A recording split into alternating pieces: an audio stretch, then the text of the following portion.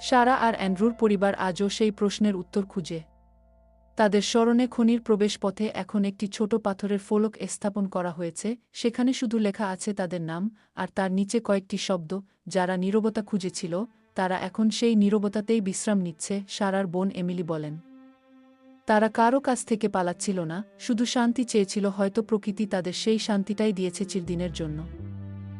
এই গল্প শুধু এক নিখোঁজ দম্পতির নয়, এটা মানুষের নীরবতা খোঁজার আকাঙ্ক্ষা, প্রকৃতির রহস্য আর মৃত্যুর অজানা পর্দার গল্প। আজও মরুভূমির বাতাস বয়ে যায় সেই পুরনো খনির মুখে, কেউ কাছে গেলে যেন শুনতে পায় দুজন প্রেমিক বসে আছে চুপচাপ, যেন এখনও কিছু একটার অপেক্ষায়।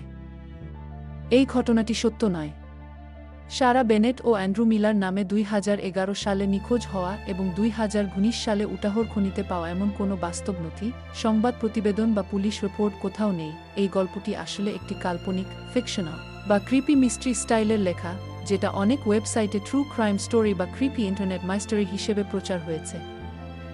অর্থাৎ এটি বাস্তব ঘটনার ছায়ায় লেখা এক ধরনের কল্পগল্প, যা বাস্তবে কখনো ঘটেনি। তবে গল্পটির লেখনী ও বর্ণনা খুব বাস্তবধর্মী বলে অনেকেই একে সত্যি ভেবে ফেলে। গল্পটি আপনাদের কাছে কেমন লেগেছে জানাবেন। আর আমার Facebook page Farzana Farju like এবং ফলো করবেন, এবং YouTube channel real mysterious story subscribe করে পাশে থাকবেন।